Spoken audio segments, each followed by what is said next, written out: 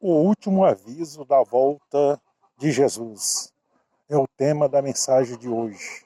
Eu vou ler aqui na Bíblia Sagrada o texto que nós estaremos meditando nesta manhã, que diz assim, em Apocalipse 22, versículo 12 ao versículo 15.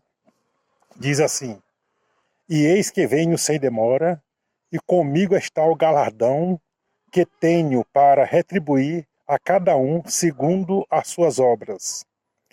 Bem-aventurados aqueles que lavaram as suas vestiduras no sangue do Cordeiro, para que lhes assista o direito à árvore da vida e entre na cidade pelas portas. Fora ficam os cães, os feiticeiros, os impuros, os assassinos, os idólatras e todo aquele que ama e pratica a mentira. Este é o texto bíblico da mensagem desta manhã sobre o último aviso de Deus. O livro de Apocalipse é uma revelação que Deus deu ao apóstolo João nos últimos dias dele na terra. Deus deu esta visão para ele. Ele já estava bem velho quando Deus deu esta visão do reino de Deus, do reino celestial para ele. E entre as muitas revelações, Deus falou da volta de Jesus Cristo como o último aviso escrito na palavra de Deus. E nós estamos vivendo estes últimos avisos. A ciência está preocupada com os acontecimentos. Tem alertado o mundo acerca das coisas que têm acontecido, que estão aceleradas. Coisas que eram para acontecer daqui 50 anos estão acontecendo em questão de dias. E o mundo está anunciando, o mundo está presenciando, o mundo está vendo todo dia os sinais, os avisos de Deus. João disse na sua epístola, o apóstolo João, quando escreveu a sua primeira epístola, ele disse, eis que já é a última hora. A última hora era na época lá dos discípulos, dos apóstolos, que iniciavam a igreja ali no princípio. Era a última hora. Mas, com o andar da igreja, se tornou os últimos minutos. E agora já são os últimos segundos. E o próprio relógio atômico que mede o fim do mundo, ele já diz que estamos nos últimos segundos. Então é realmente algo que vai acontecer a qualquer momento. A volta de Jesus é repentina. Jesus disse que ele vem como ladrão no momento que ninguém espera. Como foi nos dias de Noé, será nos dias da volta do Senhor Jesus. Será um momento repentino, será um momento realmente surpreso. As pessoas não estarão esperando, a maioria das pessoas, nós que cremos no Senhor, conhecemos a Bíblia e realmente temos relacionamento com Deus, somos dirigidos pelo Espírito Santo, nós sabemos que esta hora já chegou. Esse momento já chegou, é só questão de Jesus aparecer, vir às nuvens e chamar a igreja para o encontro dele.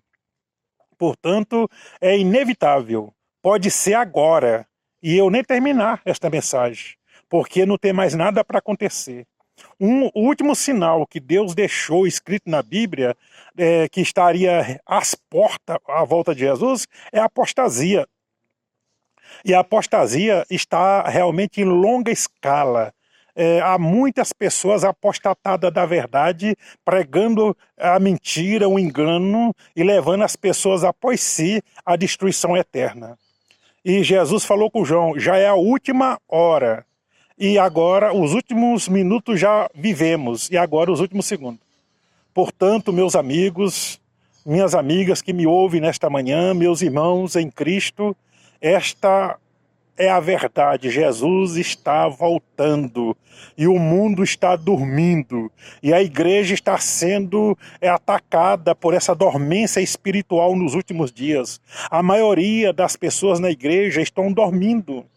São poucos aqueles que estão apercebidos e a cada dia feliz, a cada dia desejando a volta de Jesus. Muita gente dentro da igreja tem medo da volta de Jesus por não estar preparado, mas os que estão preparados pelo Espírito Santo, por Deus, que é Deus que nos prepara para ir para o céu, não sou eu, é Deus que me prepara para ir para o céu, esses estão realmente vivendo a alegria desse momento, que Jesus está voltando e a qualquer momento nós subiremos ao encontro do Senhor nos ares, no arrebatamento da igreja. Nós estamos vendo aí que é uma coisa que está muito perto. E nós vemos João advertindo que o Senhor está voltando. Nós vemos o versículo que lemos: eis que venho sem demora. Bem-aventurado aqueles que lavaram as suas vestiduras no sangue do Cordeiro. Essas vestes são as vestes espirituais, são as vestes da sua alma. Só os lavados no sangue do Cordeiro, que é Jesus Cristo, que tira o pecado do mundo, é que vão entrar no reino do céu. O homem natural não pode participar das coisas sobrenaturais. Portanto, o homem, para participar das coisas sobrenaturais, para participar do reino eterno de Deus, para participar das bem-aventuranças em Cristo, ele precisa ter a sua alma lavada, purificada, santificada no sangue de Jesus. E quem faz isso é Jesus. Nós somos salvos mediante a graça transformadora do Senhor Jesus, e só essa graça nos transforma, nos educa e nos dá esperança. A palavra de Deus diz que a graça salvadora de Deus, a graça de Deus, ela é salvadora. Salvadora porque nós não temos participação na salvação. A salvação é gratuita, não é pelas obras, pelo meu esforço, é pelo Espírito Santo na minha vida, mediante a palavra de Deus. O Espírito Santo trabalha na minha vida e eu venho a experimentar a experiência do novo nascimento, e assim o meu nome é escrito no livro da vida, o Espírito Santo passa a habitar dentro de mim e me dá essa esperança da volta de Jesus. Então a graça é salvadora, é educadora, ela me educa na palavra de Deus e é esperançosa. Quem tem a salvação tem esperança da glória. Como disse Paulo, Cristo em vós é a esperança da glória. Quem não tem essa esperança não vai ver a glória de Deus. É preciso passar pelo novo nascimento, deixar de viver a vida simplesmente no aspecto natural para viver também no aspecto espiritual. E a Bíblia dá aqui um alerta de quem vai ficar de fora. E para ficar bem mais claro, como diz aqui o texto bíblico, eu vou pegar a Bíblia aqui e vou ler, diz o texto bíblico: ficarão de fora os cães. Quem são os cães na Bíblia? Os cães na Bíblia são aqueles que rejeitam a palavra de Deus, que devoram a palavra de Deus, que realmente são violentos com a palavra de Deus. Esse é o sentido desse versículo. E ele ainda diz ainda: ficarão de fora os feiticeiros. Quem são os feiticeiros? Literalmente são os feiticeiros. Mas os feiticeiros, no sentido bíblico, são aqueles que fazem o mal. São aqueles maldosos, são aqueles malvados, que desejam o mal para os outros, que faz o mal para os outros, que faz o mal para si próprio. Então aquele que vive no mal, esse é o feiticeiro. E ainda diz mais, que ficarão de fora os impuros. Quem são os impuros? São todos aqueles que vivem na imoralidade moral, na imoralidade do mundo, na imoralidade da vida.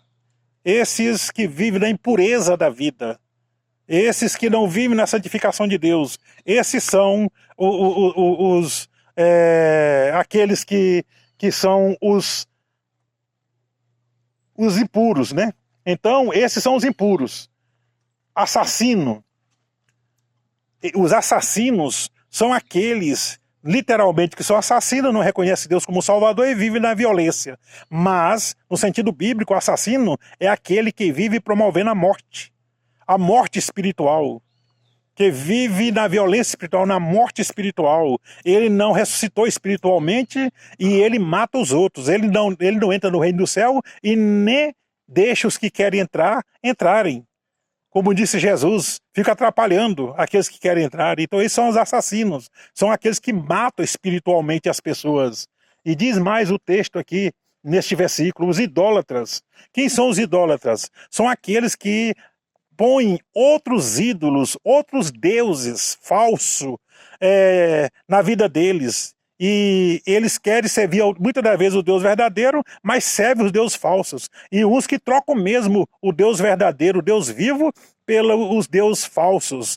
Então aqueles que praticam idolatria, essa idolatria não é só com os deuses feitos pela mão dos homens, não. É idolatria, o homem que idolatra o próprio homem, o homem que idolatra a si mesmo, o homem que pratica a idolatria no lugar de Deus. Eles se dedicam às vezes a coisas ou a outros seres humanos como se fosse Deus, colocando no lugar de Deus. Esses são os idólatras. E ainda diz mais a palavra de Deus aqui: e todo aquele que ama e pratica a mentira. Não adianta a pessoa não praticar a mentira, mas amar a mentira. Gosta de ouvir mentira, gosta da mentira. Então aqueles que praticam a mentira e aqueles que gostam da mentira, esses não vão entrar no reino de Deus, porque a Bíblia diz: conhecereis a verdade e a verdade vos libertará. Nós somos da verdade.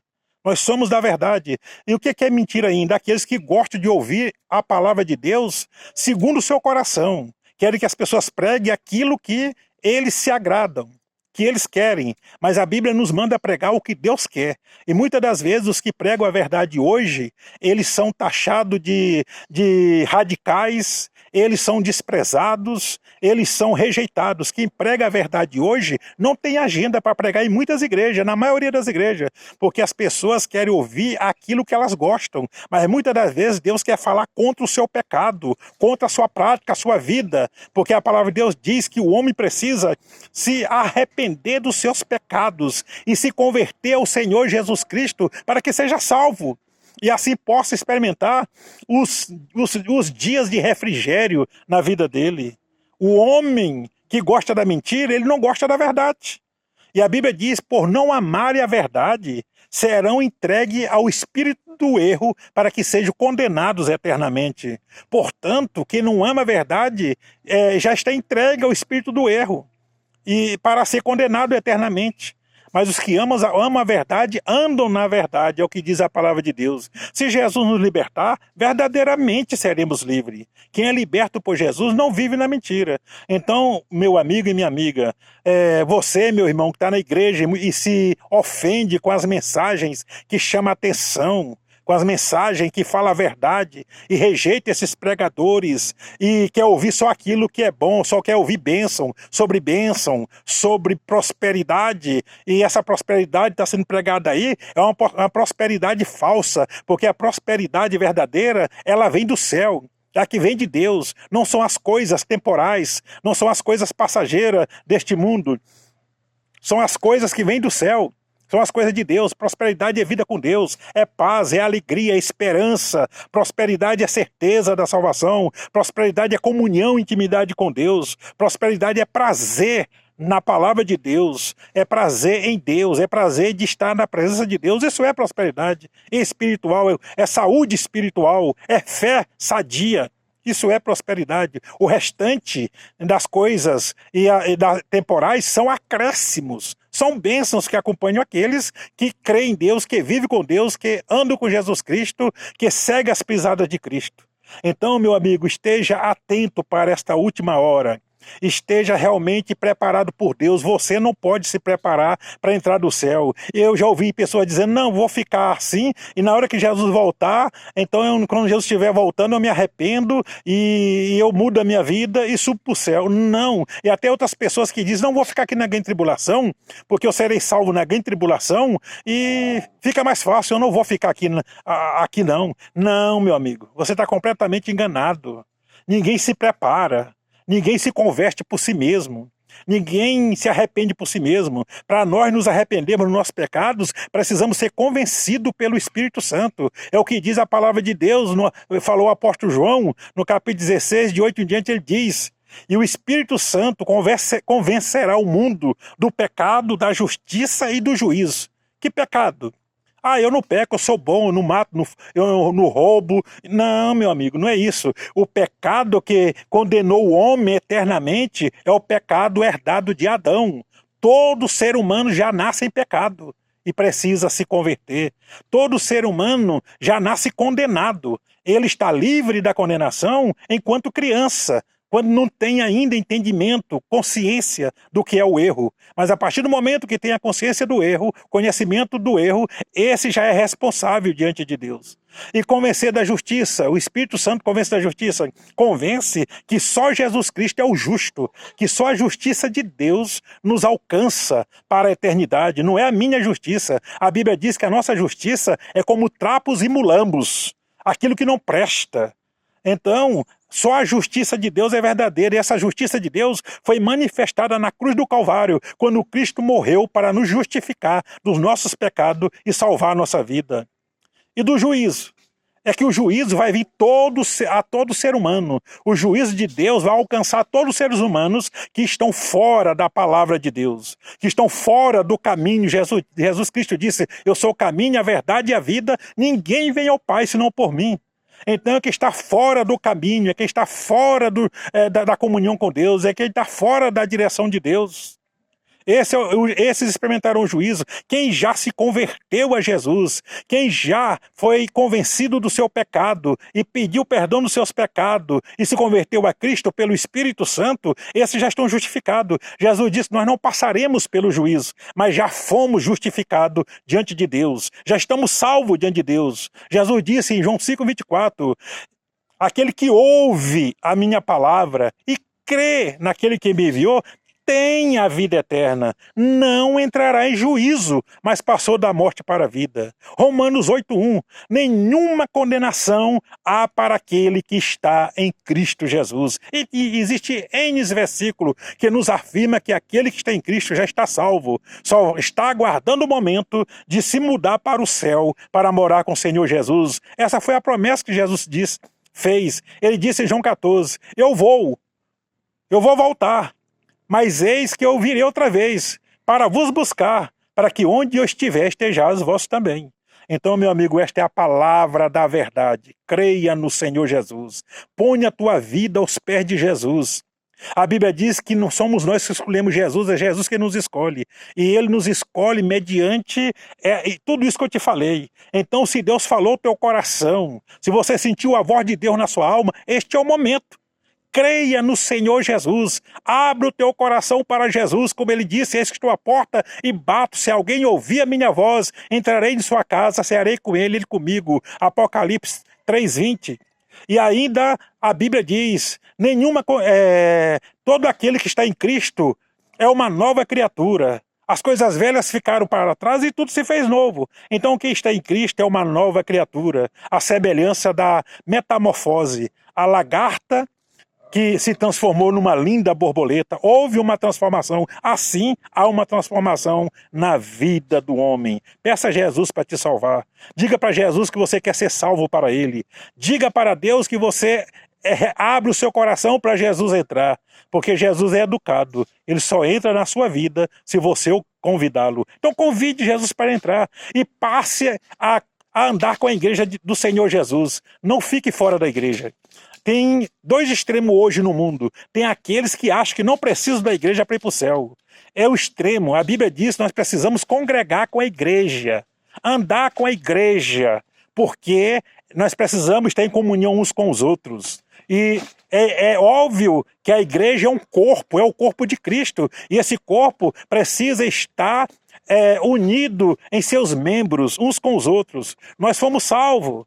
Nós pertencemos ao corpo universal de Cristo, mas a Bíblia manda nós congregar na nossa localidade. Não deixeis a vossa congregação, como é costume de alguns, diz lá na Epístola aos Hebreus. E aqueles que acham que simplesmente participar de uma igreja é o suficiente. Não adianta você também estar só na igreja. Você precisa, em primeiro lugar, estar em Cristo Jesus.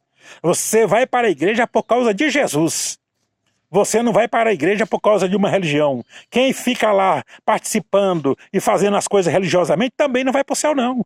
Ele precisa ter um relacionamento, ele precisa ter, em primeiro lugar, uma experiência de salvação em Cristo Jesus, que é inesquecível. A experiência da salvação é uma experiência inesquecível. E ter um relacionamento diário com Deus, para poder realmente viver com Ele eternamente. Quem vive com Deus aqui na terra diariamente, viverá com Ele eternamente nos céus.